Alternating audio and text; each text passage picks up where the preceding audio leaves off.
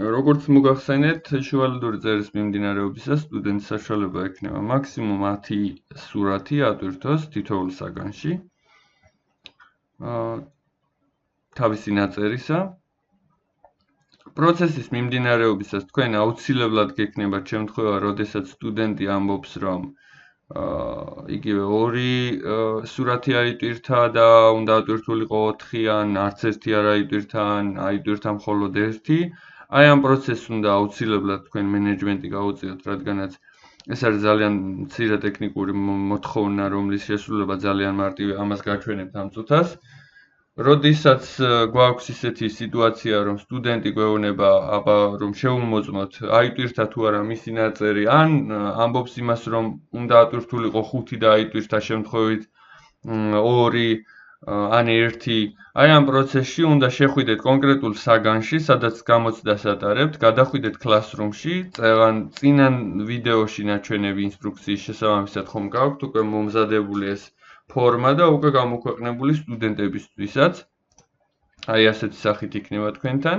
დააწყაბებთ ამ ფორმას, შემდგომ აი აქ შუალედური წერის სასატვირთო ფორმას დააწყაბებთ. როდესაც ფორმა გაიხსნება, ხედავთ, რომ აქ თქვენ ამ ფორმას ისევე ხედავთ, როგორც თქვენი სტუდენტები. სტუდენტები აი აქედან ირჩევენ ფაილს და შემდგომ როცა ატვირთავენ, აი ესე გაგზავნა საჭირო.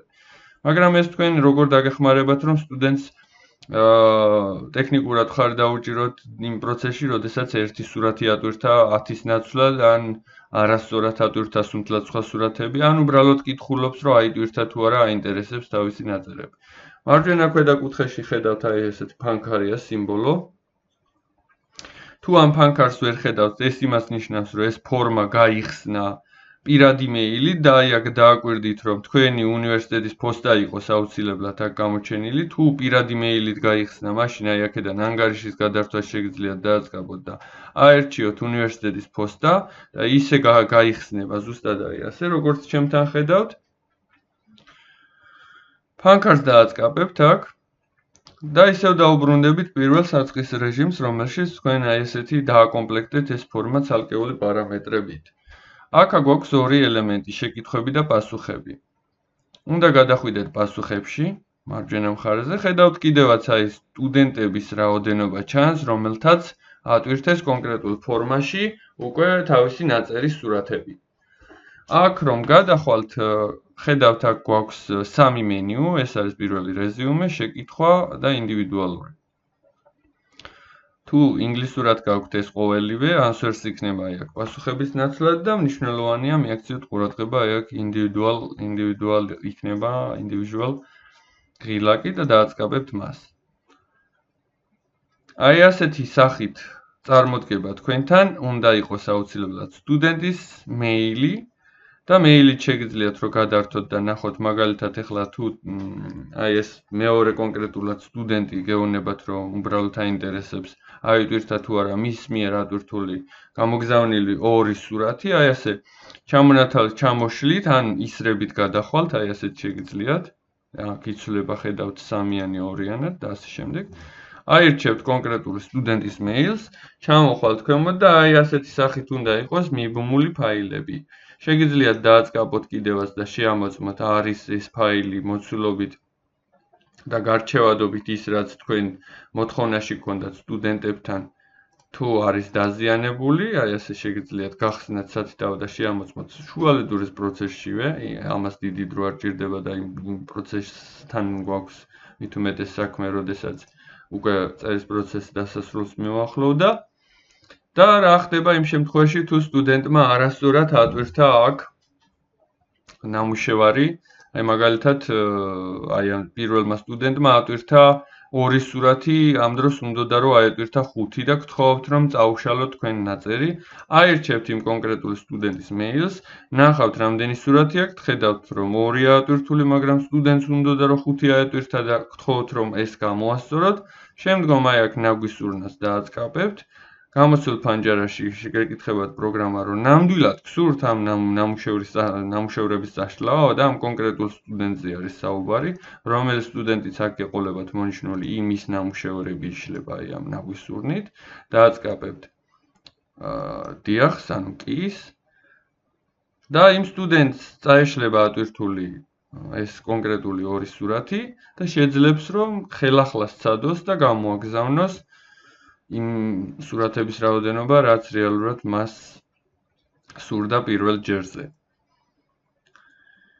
ამის შემდგომ, როდესაც ეს ყველაფერი თავს მოიყრის, თქვენ უბრალოდ აი ასეთი პრინციპით ისევ, ესე იგი, როდესაც დაასრულებთ წერას და დადგება პერიოდი, რომ უნდა შეამოწმოთ უშუალოდ უკვე სტუდენტების ნამუშევრები, გადახვალთ Classroom-ზე, დააწყაბებთ აი ასეთი სახით იქნება თქვენთან შუალედური წერა, დააწყაბებთ Z, გახსნით ამ ფორმას, ფანქარს დააწვევით, გადახვალთ პასუხებში, ინდივიდუალურში, აირჩევთ კონკრეტულ სტუდენტს, რომლის ნაწერების გარჩევაც გსურთ და შემოწმებაც გსურთ, აი აქედან გახსნით სტუდენტის ნაწერს, გაეცნობით, ახლა მე ძალიან მცირე მოცულობის სურათები მაქვს ატვირთული და ამიტომ ხედავთ აი ასე, გაეცნობით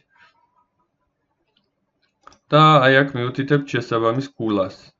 ხედავთ რომ 20 ქულაა მაქსიმალური, მაგალითად დავწეროთ 13 ან 14 ქულა. და გამოიტანა პროგრამამ შეტყობინება, რომ შევინახოთ ეს ქულები, ამას შეინახავთ.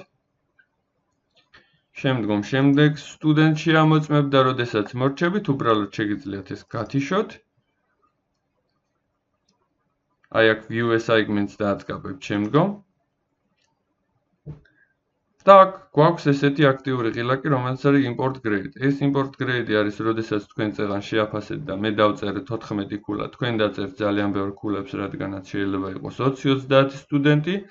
როცა მორჩებით იმ პროცესს, აი აქ გადმოხვალთ, როგორც მე შემოვედი ამ წუთას, დააწყაბებთ imports, შემდეგ ისევ imports დააჭერთ და აი აქ მარცხენა მხარეზე სტუდენტების ჩამონათვალში თქვენს მიერ მითითებული ქულები ჩაჯდება ავტომატურად. ამ ყველაფერს რომ აქედან გადმოიტანთ აქ რო ავტომატურად ჩაჯდება, აი აქ all student-ის წინ მოუნიშნავთ ღილაკს, returns დააჭერთ და პროგრამა გამოიტანს ვის ეგზავნება, აი ხედავთ რომ ორი სტუდენტი მყავს მე, მაგრამ ერთ-ერთია მხოლოდ შეფასებული. პირველს არაფერი ქულა არ გაეგზავნება, მაგრამ მეორეს მიუვაროთ 14 ქულა მიიღო, მან შეფასება, აი ასეთი სახით, return და ამავდროულად ეს რომ დაბრუნდებით კურსზე, აი აქ გვაქვს grade-ები, რაც ნიშნავს ქულებს. აქაც გამოჩნდება, რომ თარაშ გიორგაძემ, მაგალითად ერთ-ერთმა ჩემმა სტუდენტმა, მესამე თარაშ გიორგაძემ, შუალედურ წერაში მიიღო 14 ქულა. ეს დაგეხმარებათ შემდგომ იმაშიც, რომ AM-ში მარტივად გადაიტანოთ ქულები და პროცესს უფრო წინ წაიყვანს და გაამარტივებს 1-10. სულ ეს არის აი შეფასების ნაწილი, სულ ეს არის სტუდენტის დახმარების ნაწილი, იმედია პრობლემები არ შეგექმნებათ აი ამ ტექნიკური ნაწილების განხორციელებისას.